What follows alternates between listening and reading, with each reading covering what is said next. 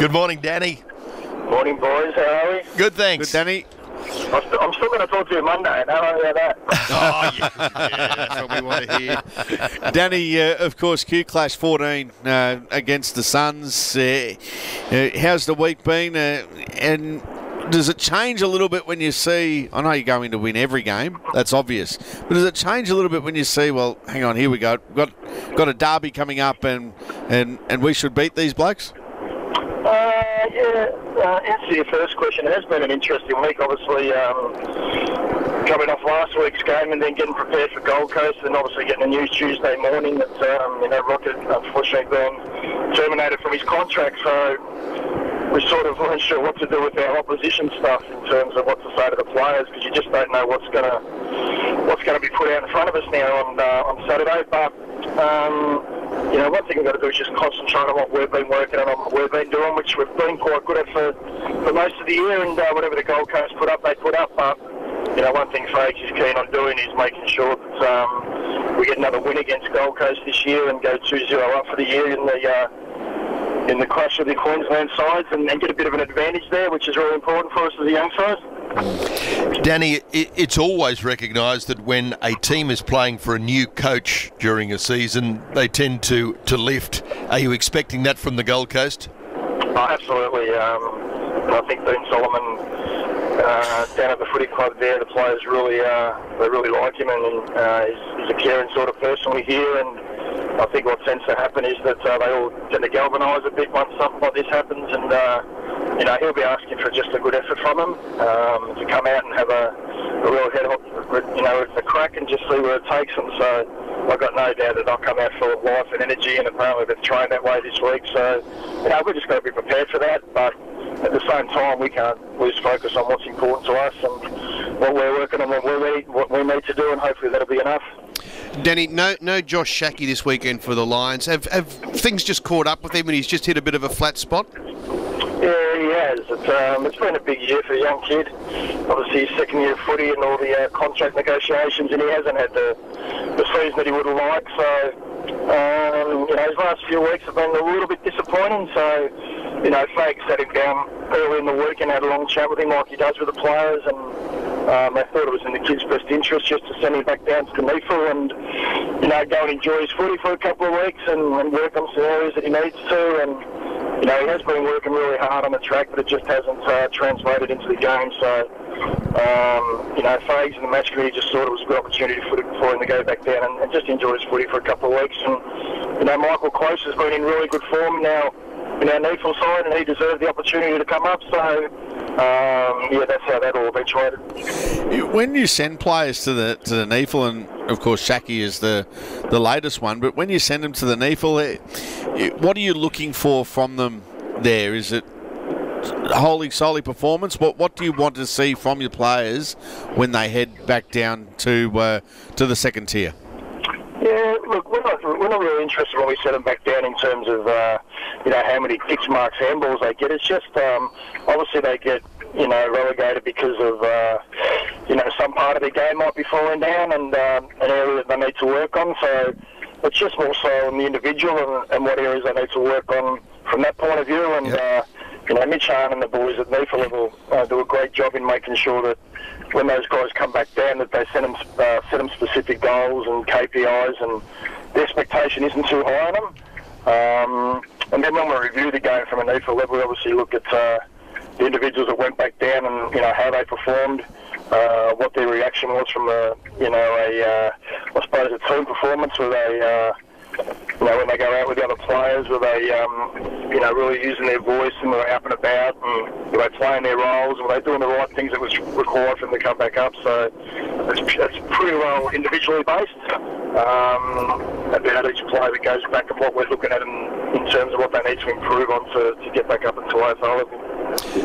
Danny, Chris Fagan said on Saturday night after the narrow loss to the Western Bulldogs, he didn't know whether he was happy or upset with the performance, because there was a good chance there that you guys could have won that game, and three-quarter time you were up and really putting it to the Western Bulldogs. After that emotion had settled, what was the wash-up come Monday and Tuesday when you did your reviews and spoke to the players? Yeah, probably more so than any other game this year. It was a missed opportunity for us.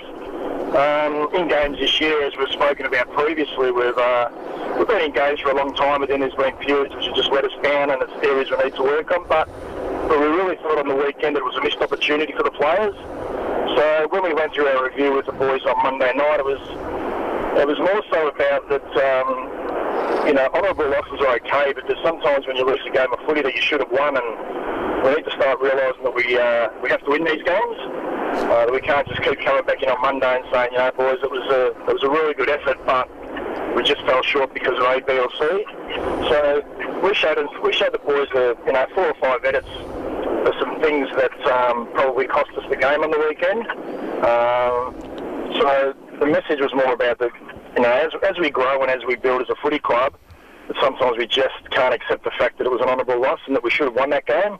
And that's no disrespect to the Bulldogs by any means, but we just felt it was an opportunity we missed on the weekend, and the players were really disappointed, and the coaching staff were really disappointed. So again, it was just an opportunity for us to look at it, to learn and move forward, and just make sure that our players understand that we've got to start winning those games.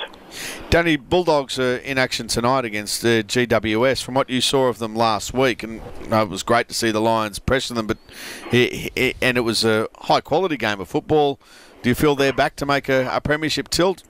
Yeah, I do. They've got their obviously contested ball game back and their clearance work back, which was their mojo last year, I suppose. So there's times in the games where they allowed us to have momentum in the game through our ball movement, so they're probably offensively a little bit off where they need to be or where they were last year, but obviously Luke Beveridge is a pretty good coach, obviously, so that'll be something to be working on, and they'll get Johannesson back in the next couple of weeks, but it'll be an interesting game tonight.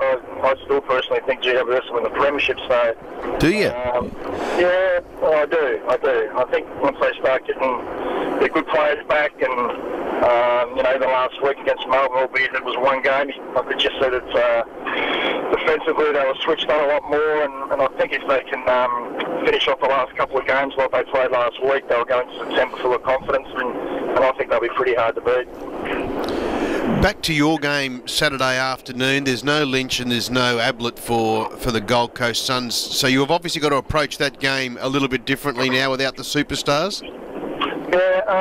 Yeah, we do, especially obviously Lynch, young Harris Andrews and him have had a few stouches together, so we're not too sure which player they'll send forward tomorrow. Obviously, during the week at Gold Coast training, we've been hearing that they've been playing guys in different positions, so they haven't brought a key forward in, but they've got guys like, young Joyce, young Spencer, who have played forward at times in the last couple of years, but haven't this year, so we're not 100% sure who might go forward tomorrow for. It might even be May, we don't know.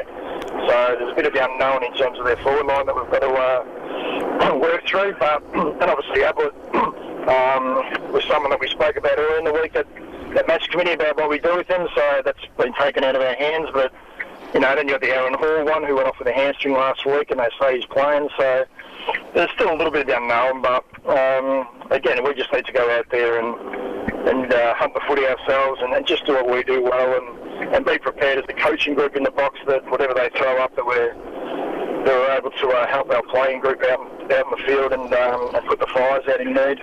How many alternative plans do you have? Obviously you have a plan A and B, but where do you stop? Do you stop at C? Do you stop at D? It's a good question. I'm actually just on my way to work now. We do what we call a what-ifs meeting.